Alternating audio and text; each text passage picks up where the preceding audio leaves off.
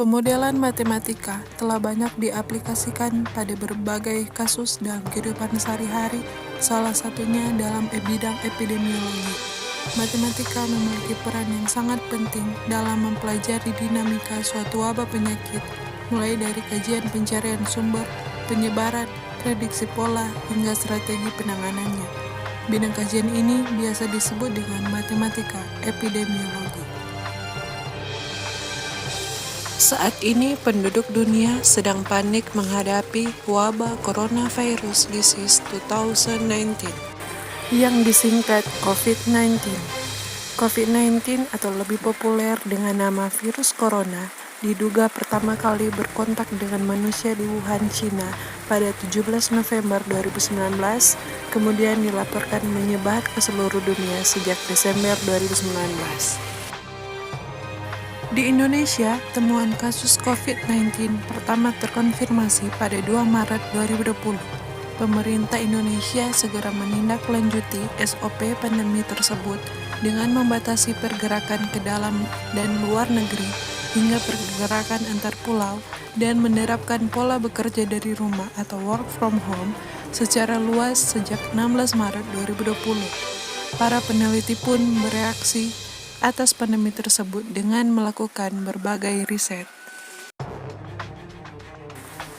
Provinsi Kalimantan Selatan sebagai salah satu wilayah di bagian tengah Indonesia tidak luput dari teror COVID-19. Kasus positif pertama di Kalsel terkonfirmasi pada 22 Maret 2020. Pada penelitian ini, data kasus COVID-19 dari Dinkes Provinsi Kalimantan Selatan akan dianalisa dengan menggunakan pemodelan matematika epidemiologi untuk memberikan prediksi puncak dan kejadian kasus COVID-19 di Kalimantan Selatan hingga akhir tahun 2020. Model yang akan digunakan adalah model SIR dengan mengakomodir kasus kematian yang disebabkan oleh COVID-19 sesuai dengan data yang tersedia. Model ini sudah sejak lama berperan penting dalam mempelajari dinamika suatu wabah penyakit.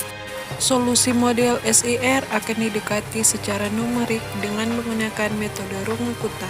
Kemudian prediksi kasus COVID-19 akan ditentukan dengan menggunakan metode kuadrat terkecil non-linear. Bilangan reproduksi dasar. Bilangan reproduksi dasar atau basic reproduction number biasa disimbolkan dengan R0, berfungsi untuk menginformasikan penyebaran penyakit dan dapat menjadi parameter dalam memberikan strategi untuk pengendalian penyakit. Bilangan reproduksi dasar populer dalam pemodelan epidemiologi yang bentuknya dapat berupa salah satu dari 3 nilai yang mungkin, yaitu R0 kurang dari 1, artinya infeksi akan hilang seiring waktu atau potensi menularkan ke orang lain hampir tidak terjadi, atau R0 sama dengan 1, artinya infeksi akan menjadi endemik dan tetap ada pada populasi. Sedangkan R0 lebih dari 1 artinya akan ada epidemik dengan tingkat tinggi yang berkaitan dengan kematian atau potensi menularkan ke orang lain tinggi. Wabah akan terus bertambah.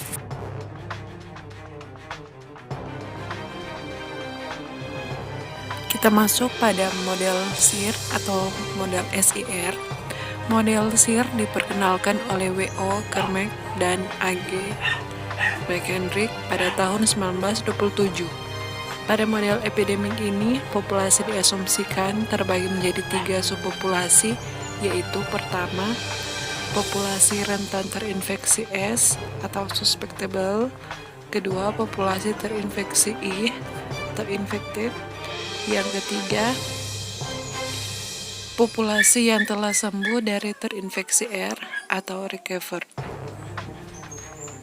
Dan gambar dari model SIR ini dapat dilihat pada diagram ini, yaitu S populasi rentan terinfeksi, kemudian I itu adalah populasi terinfeksi I, dan R populasi yang telah sembuh dari terinfeksi.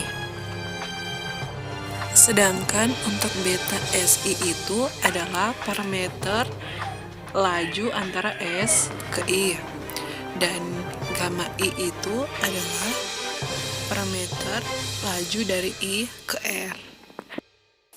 Dapat juga dinyatakan dalam sistem persamaan diferensial nonlinear berikut, yaitu ds per dt sama dengan min beta SI per n, di per dt sama dengan beta SI per n kurang gamma I, dr per dt sama dengan gamma I.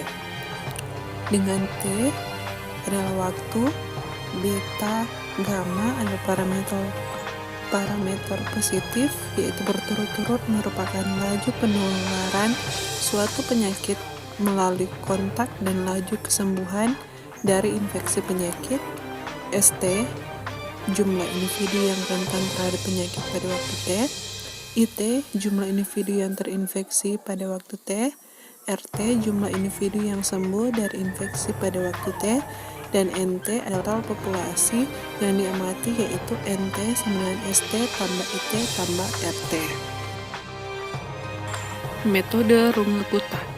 Metode Runge-Kutta adalah salah satu metode numerik untuk mendekati solusi eksak dari suatu masalah atau sistem persamaan diferensial biasa.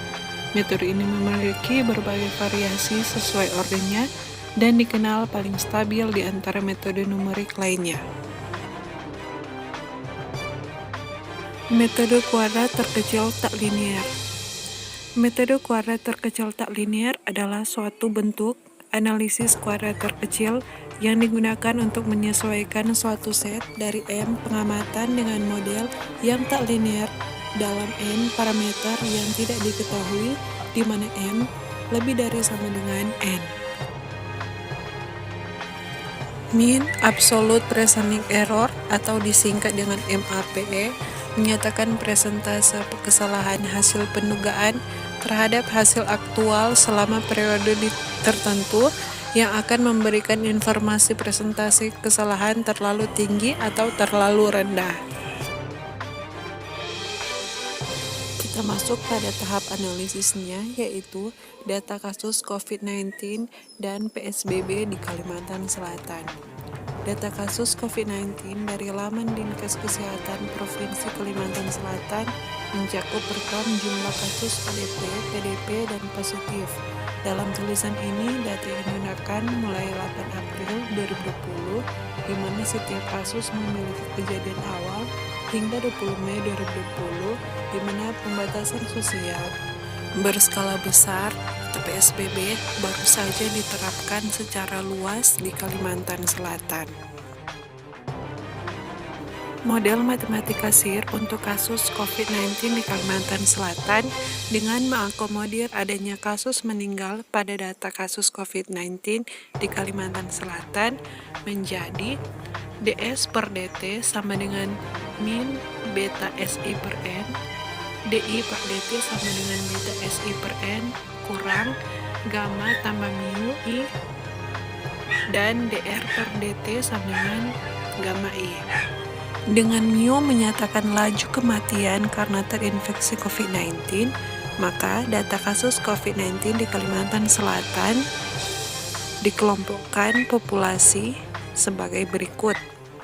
S, jumlah akumulasi populasi ODP, PDP, dan penduduk rentan terinfeksi selain itu. I, jumlah populasi terinfeksi. R, jumlah populasi sembuh. D, jumlah populasi meninggal. Dengan D sama dengan mu I. Estimasi parameter. Parameternya yaitu beta, gamma, dan mu diestimasi dengan menggunakan metode kuadrat terkecil tak linear. Metode ini menggunakan data dan solusi yang ada. Solusi model tersebut ditentukan dengan menggunakan metode Runge-Kutta. Fungsi objektif dibentuk sebagai berikut. Dan melalui proses numeriknya diperoleh hasil estimasi parameter, yaitu nilai beta sama dengan 0,1050, berarti bahwa terdapat 1 orang terinfeksi dari 10 orang yang suspek, dan Gamma sama dengan 0,0178, berarti bahwa terdapat sekitar 18 orang yang sembuh dari 1.000 orang yang terinfeksi, dan mu sama dengan 0,0128, berarti bahwa terdapat sekitar 13 orang meninggal dari 1.000 penduduk yang terinfeksi COVID-19. Maka diperoleh nilai R0 sama dengan 3,4262 mendekati 3, artinya setiap satu individu terinfeksi dapat menghasilkan 3 individu baru yang terinfeksi. Hasil estimasi parameter kasus COVID-19 di Kalimantan Selatan dapat dilihat pada gambar berikut, di mana tanda bintang pada kurva putus-putus berwarna merah ini menyatakan data kasus terinfeksi I. Sedangkan tanda lingkaran ini pada kurva putus-putus biru menyatakan data kasus sembuh. Dan tanda kotak pada kurva putus-putus hitam menyatakan data kasus kematian, sedangkan kurva berwarna merah menyatakan solusi kasus terinfeksi, kurva biru menyatakan solusi kasus sembuh, dan kurva hitam menyatakan solusi kasus kematian. Dan dari data dan solusi tersebut diperoleh nilai MAPE sama dengan 24,70%. Dan nilai MAPE lebih dari sama dengan 20, kurang dari sama dengan 50, yang menunjukkan bahwa prediksi yang dilakukan cukup baik untuk dapat diterima. Beberapa skenario diprediksi berdasarkan jumlah penduduk yang tetap beraktivitas normal di masa PSBB. Skenario yang diberikan adalah 1% normal, 4% normal, 10% normal, 30% normal, 60% normal, dan 80% normal. Skenario 1% normal diartikan sebagai 1% populasi penduduk Kalimantan Selatan telah beraktivitas normal di masa PSBB. Berikut ini disajikan gambar serta tabel yang telah diperoleh.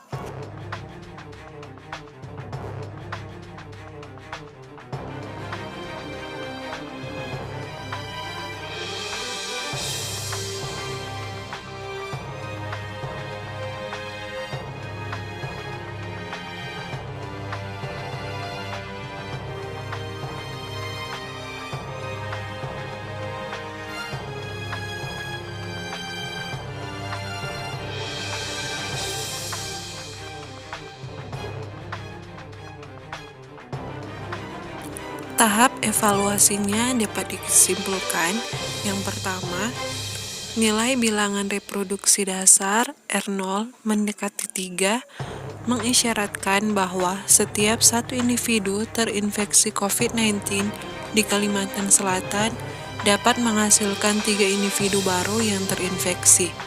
Kedua, puncak dari kasus terinfeksi mencapai 37,82% dan kematian mencapai 0,49%.